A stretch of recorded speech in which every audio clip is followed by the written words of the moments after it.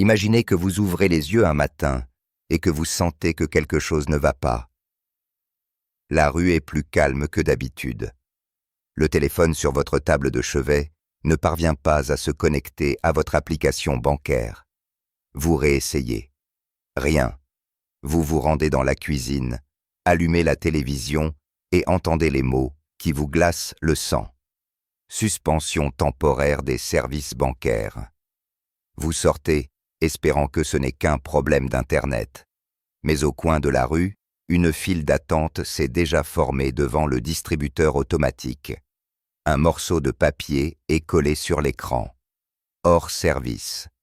Les magasins sont ouverts, mais personne n'accepte votre carte. Les stations-service n'acceptent que les paiements en espèces. Le loyer est dû, mais votre propriétaire secoue la tête. Les virements ne fonctionnent pas. Au début, vous en riez. Ce doit être un bug, un problème technique qui sera résolu avant midi. Mais au fil des heures, cette confiance s'estompe. Les gens commencent à remplir leurs caddies dans les supermarchés, payant avec des billets froissés. Les rayons se vident. Les présentateurs de journaux télévisés répètent sans cesse la même phrase. Le système financier fait l'objet d'un examen d'urgence. C'est alors que vous réalisez la vérité. Votre argent n'a jamais vraiment existé. Il existait sous forme de chiffres sur un écran lumineux, et maintenant l'écran est noir. Cela ressemble à de la fiction. Une scène tirée d'un film dystopique. Mais l'histoire a déjà écrit ce scénario plus d'une fois.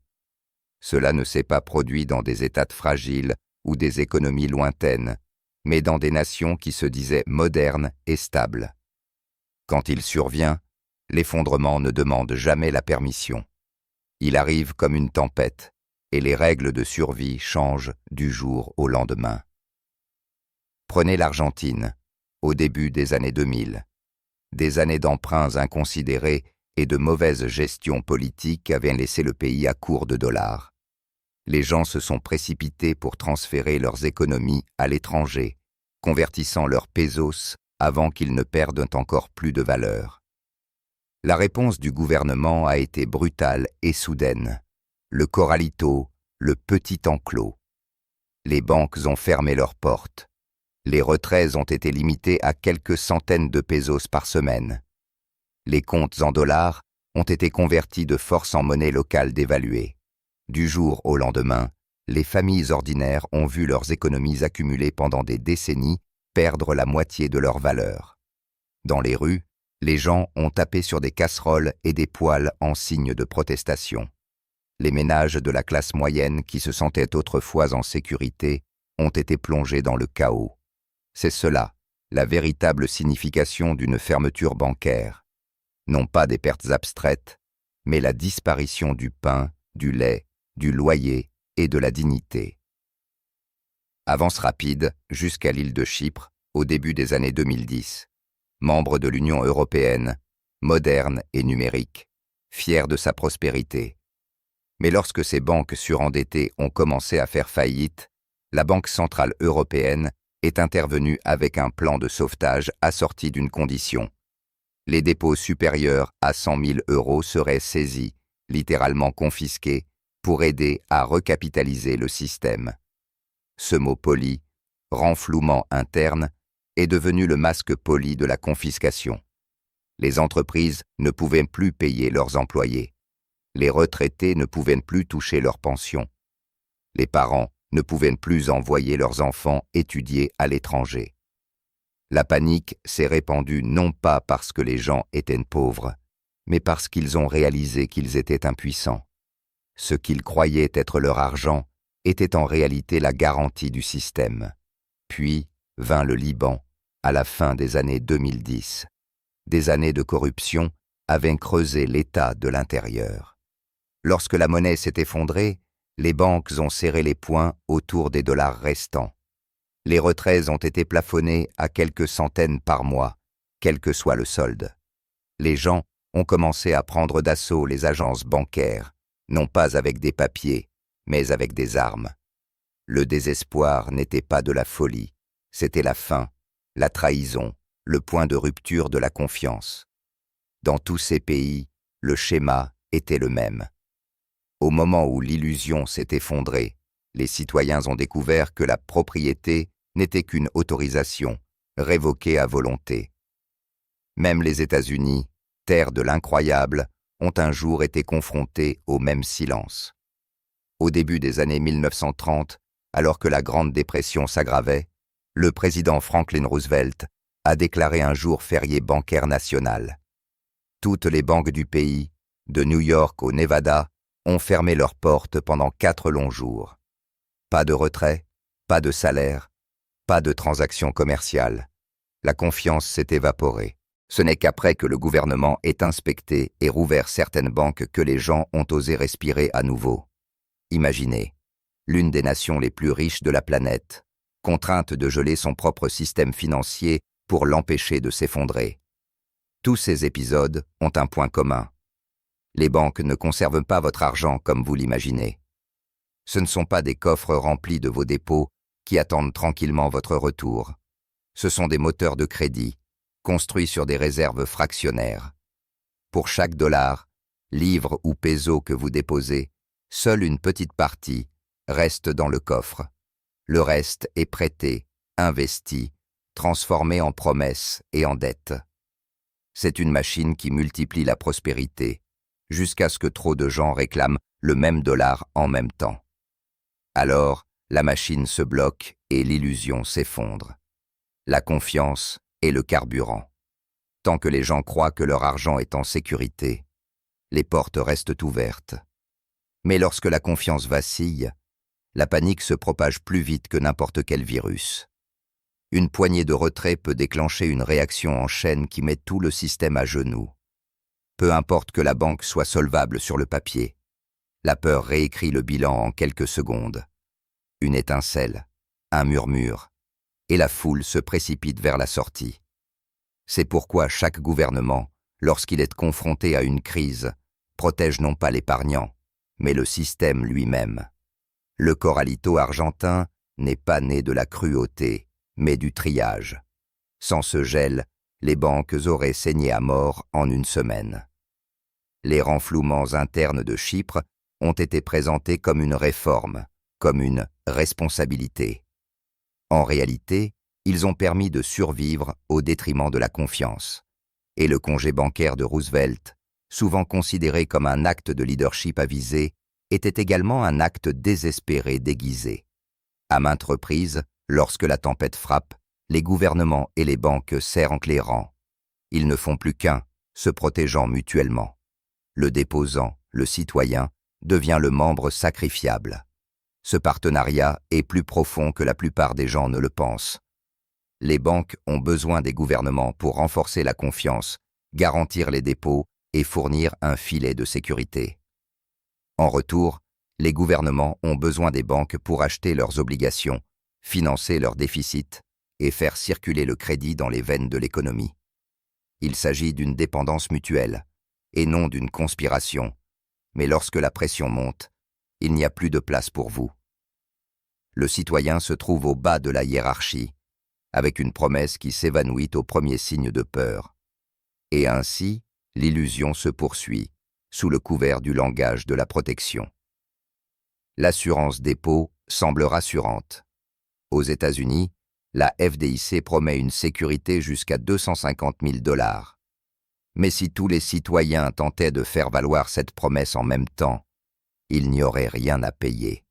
Le fonds d'assurance ne couvre qu'une fraction du total des dépôts. Son véritable pouvoir n'est pas financier, mais psychologique. Il est conçu pour vous garder calme, car le calme est la véritable monnaie du système. Dès que la panique s'installe, la liquidité disparaît et tout l'édifice tremble. C'est pourquoi les crises ne sont pas gérées avec transparence, mais avec des récits. Il faut entretenir l'histoire. Votre argent est en sécurité, le système est solide. Il n'y a rien à craindre, jusqu'au jour où il y a quelque chose à craindre. Lorsque les banques ferment, le monde ne s'écroule pas dans un brasier. Il s'éteint dans le silence. Les volets restent baissés. Les paiements s'arrêtent. Le bourdonnement de la vie quotidienne s'estompe dans l'attente.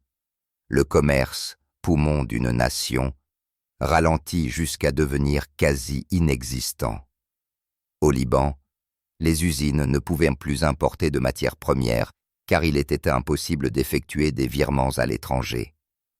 En Grèce, au milieu des années 2010, les gens faisaient de la queue pendant des heures sous le soleil estival pour retirer 60 € par jour.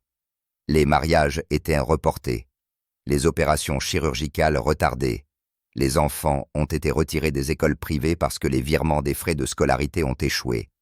Soudain, l'accès à l'argent, ce courant invisible de la vie moderne, n'était plus un droit, mais une ration.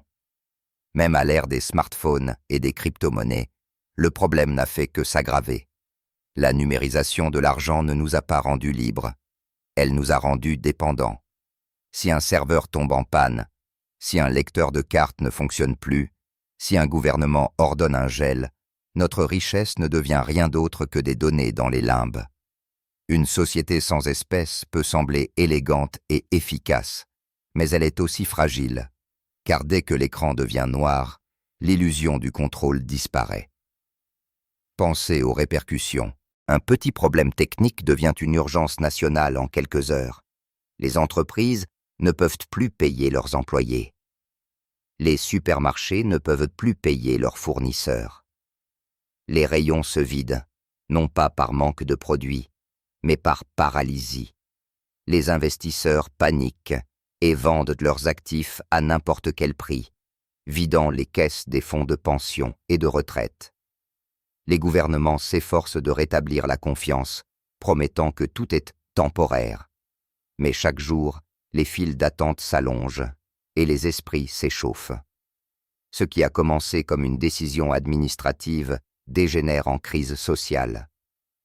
Lorsque les gens ne peuvent pas accéder à leur argent, ils ne perdent pas seulement leur pouvoir d'achat, ils perdent aussi leur confiance.